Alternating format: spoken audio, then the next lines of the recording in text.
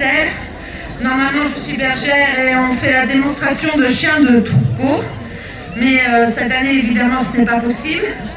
Donc avec Myriam, qui est éducatrice canin, on a décidé de vous faire une petite démonstration sur l'obéissance, l'éducation et l'obéissance sportive. Et donc, ça tue la danse. J'espère que tous les enfants sont là, sont bien assis sur les ballots de paille. Mimi, qui est éducatrice canin, va nous faire voir un petit peu, va nous expliquer un peu quels sont les besoins du chien au quotidien. Et ensuite, on vous fera une démonstration. Vas-y, Mimi. Merci. Bonjour à tous.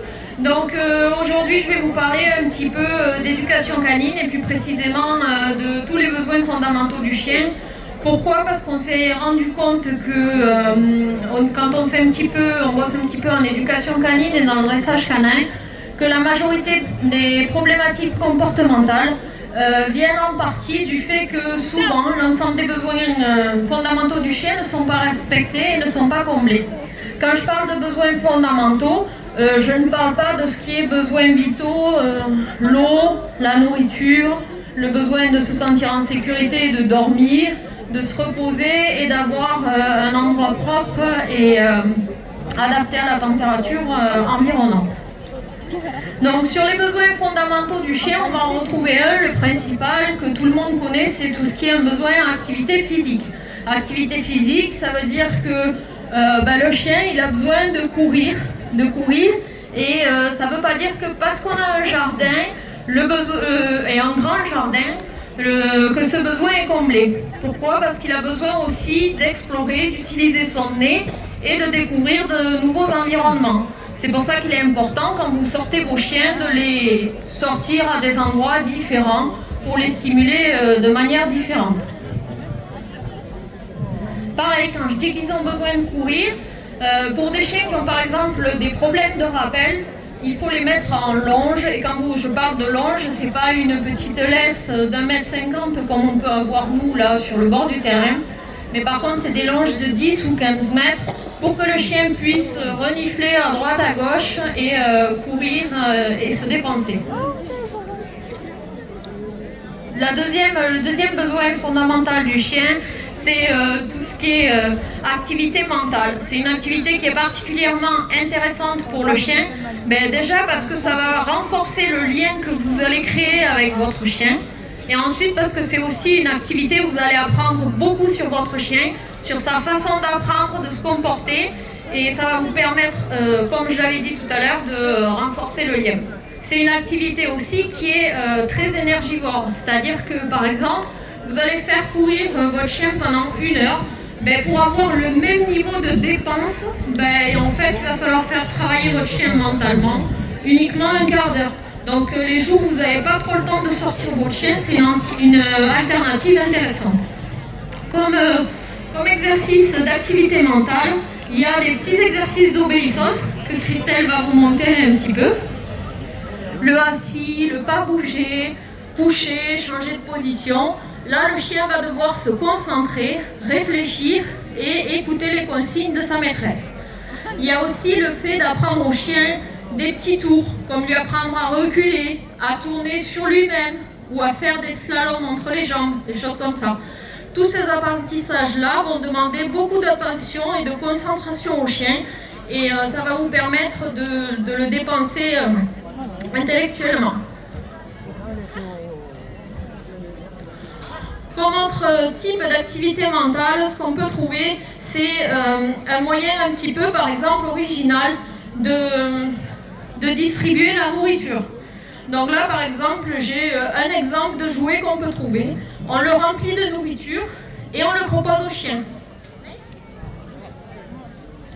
Donc là, le chien, il sent bien qu'il y a de la nourriture à l'intérieur et il va devoir se débrouiller et faire marcher ses neurones un petit peu pour savoir comment arriver à faire sortir les petites friandises qui sont dedans.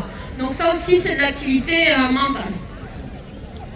Ensuite, il y a Christelle qui vous montre des petits tricks et des petits exercices à apprendre au chien. Donc là, ici, c'est mettre 2 pattes sur un support Monsieur Michel Esprit. en lui montrant. Une fois que le chien est en place, on le récompense.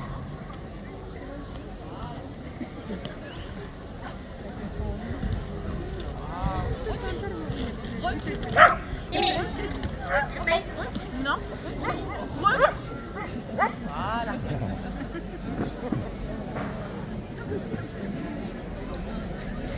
Alors, un autre des besoins fondamentaux du chien, c'est tout ce qui est activité olfactive. Là, comme tout ce qui est activité mentale, c'est énormément énergivore pour les chiens. C'est-à-dire qu'en gros, vous faites un quart d'heure d'activité mentale, c'est comme si vous aviez sorti votre chien facile 3 quarts d'heure, 1 heure. Donc là, par exemple, on va faire un petit exercice à Emaïko. C'est des petits trucs très simples à mettre en place chez vous. On lui met des petites friandises un petit peu dans plusieurs endroits et en fait, le chien va devoir les retrouver. Et là, c'est pareil. Du coup, le chien, il dépense énormément d'énergie avec cette activité. Et il faut savoir que l'odorat, c'est une des activités, le sens principal qu'utilise le chien, qui est particulièrement développé chez eux. Donc, du coup, c'est très intéressant de le faire travailler là-dessus.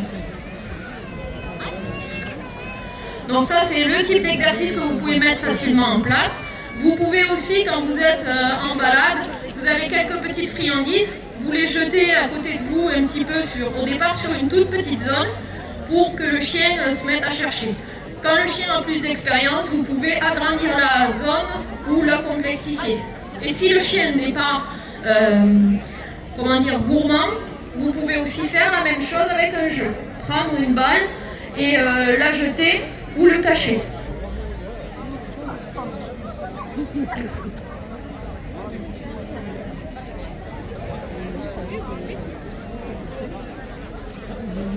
Donc là, on va vous montrer un petit exercice à mettre en place, pareil, en cachant un jouet pour Kiki. Et moi, je vais continuer à vous parler du 4e type d'activité, qui est l'activité sociale. Un besoin fondamental qui est l'activité sociale. Pourquoi? Parce que le chien, c'est un animal social, il a besoin de contact avec d'autres congénères. Et certaines problématiques comportementales qu'on voit, c'est le chien, notamment d'agressivité et de ce qu'on appelle de réactivité, vient du fait qu'en fait, le chien a vu d'autres chiens pendant une certaine période, puis après, n'en a pas vu pendant un long moment. Ce qui fait que quand après il rencontre d'autres chiens, il sait moins bien utiliser les codes de communication et communiquer avec les autres chiens.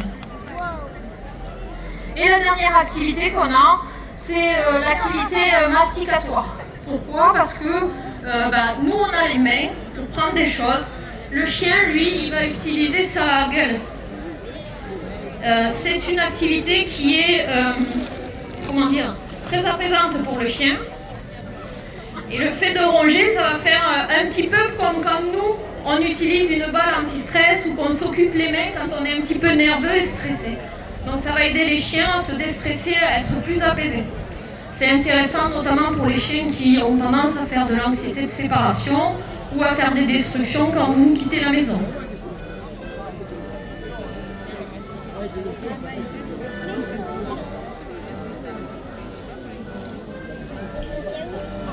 Alors, est-ce que vous avez des questions par rapport à ce que Myriam vient de vous dire?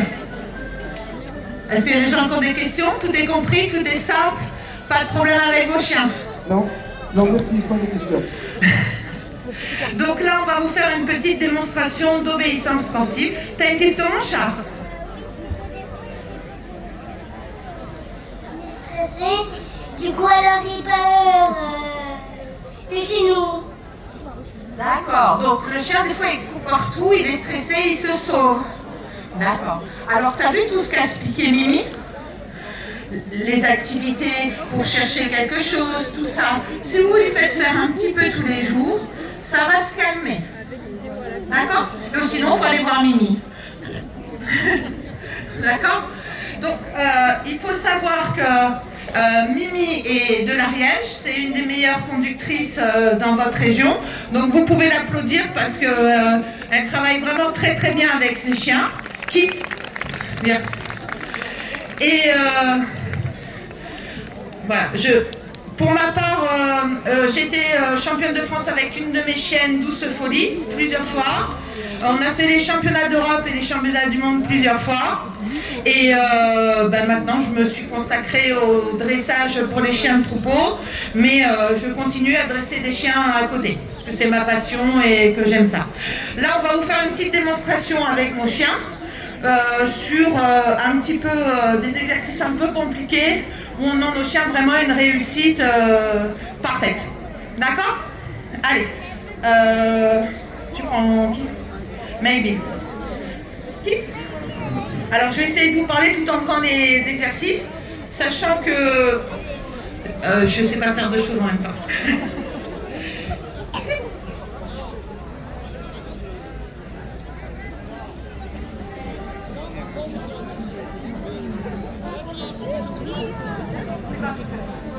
Alors selon l'apprentissage du chien, on s'éloigne ou pas de la difficulté de l'exercice.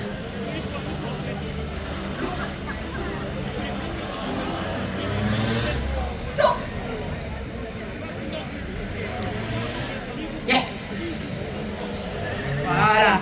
Donc là, le chien, vous voyez, il est perturbé, il y a beaucoup de monde, il s'en fout quand même, il cherche le plot. Ça ne l'intéresse pas du tout d'aller voir les gens ou quoi que ce soit. Donc là, ce qu'on va faire, on va renvoyer notre chien au plot, sauf que là, on va décider de le stopper à mi-parcours et de lui faire des positions. Lâche. C'est bon, Mimi?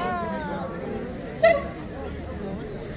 Donc vous voyez, il peut y avoir du bazar à côté, les chiens, ils s'en fichent totalement, ils sont à fond sur nous parce qu'ils savent qu'ils vont travailler.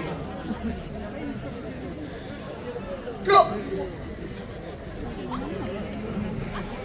Assis. Wow. Recule, recule, recule. C'est bon. Yes. Voilà, c'est bien, c'est bien. Donc on leur fait faire un petit peu ce qu'ils veulent. Des fois on leur fait faire des petites choses un peu plus difficiles. Il faut savoir que Kiki, je l'ai arrêté au Covid de faire de l'obéissance. Elle ne s'est pas entraînée depuis 2 ans. Hein. C'est de temps en temps je la prête à des élèves. Mais son travail il est très bon. Et c'était une chienne qui se préparait pour la classe internationale, pour faire la compétition internationale. Lâche. Voilà. Donc là, ce qu'on va faire, on va compliquer un peu l'exercice pour le chien. Après, on va compliquer un petit peu l'exercice pour le chien. C'est-à-dire que là, il vient de faire plusieurs fois le plot, donc il va avoir qu'une envie, c'est de le refaire, puisqu'il a été récompensé. Donc là, je vais lui envoyer l'haltère juste devant le plot. Voilà. Donc je vais... ouais, peut-être enchaîner. Installe. Reste là, reste là. Alors, j'ai joué avec ces chiennes à 1, 2, 3 soleils quand elle était petite. Et depuis, c'est resté. Là. Donc là, la chienne, je vais la préparer comme si elle allait faire le plot. Mais je vais changer d'avis au dernier moment. On l'envoie sur l'haltère.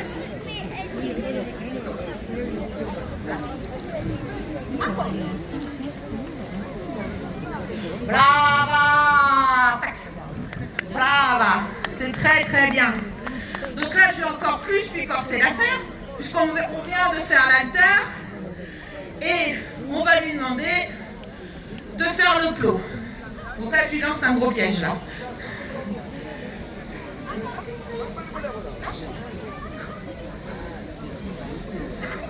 Attention, super!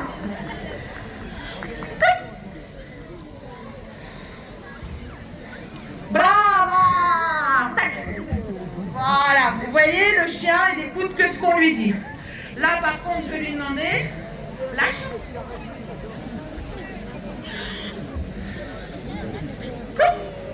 Maman. Apporte. Voilà. Tac. Bravo.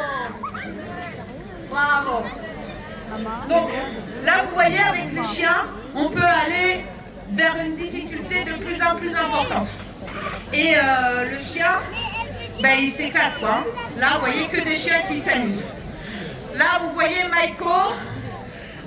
Des Maiko, ce sont des chiens quand même qui sont très lourds pour cette discipline. Et Maïko, il fait ça comme un border collie, comme un jeune chien. Donc là, on va faire un rappel croisé. C'est-à-dire que nos chiens, même s'il y a femelle, mâle, ils vont quand même écouter quoi qu'il se passe. Puisqu'on leur a dit, tu ne calcules pas ton copain ou ta copine. Donc Kiss et Mayday ne sont pas forcément copines, elles ne sont pas ennemies non plus, mais il y a une concurrence de meute.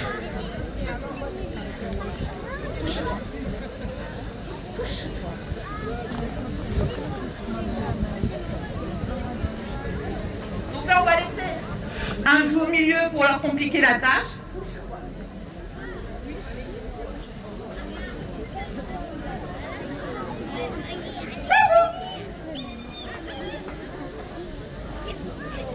Voilà. Voilà, super. Vous avez vu, le chien, il a complètement ignoré la balle. Il a complètement ignoré le chien.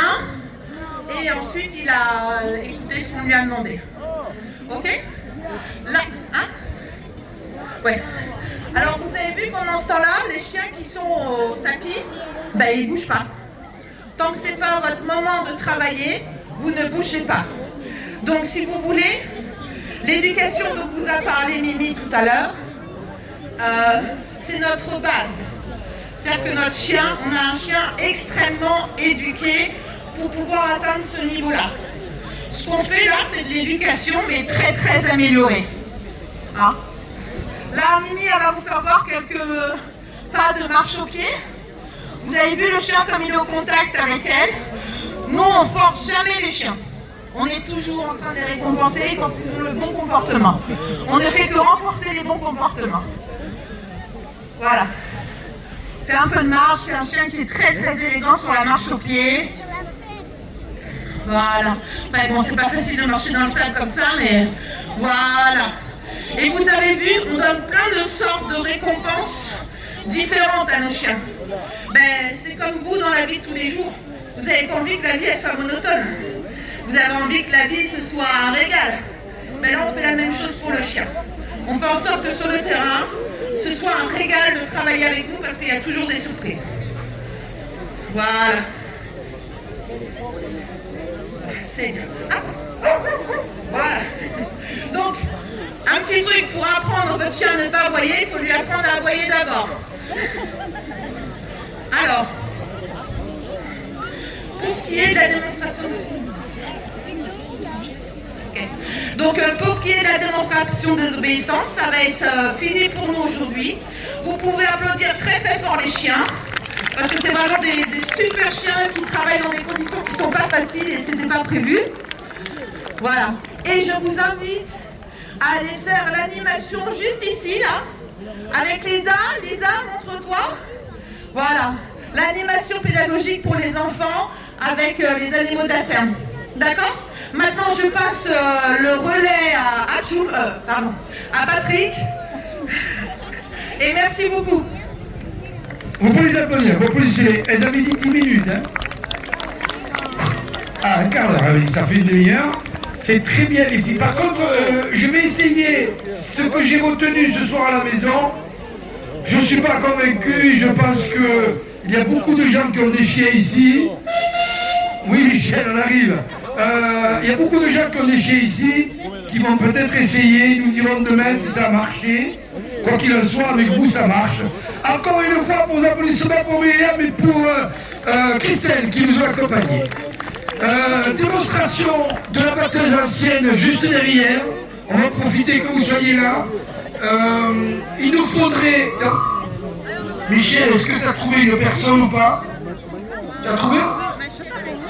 Ah, il faut trouver quelqu'un.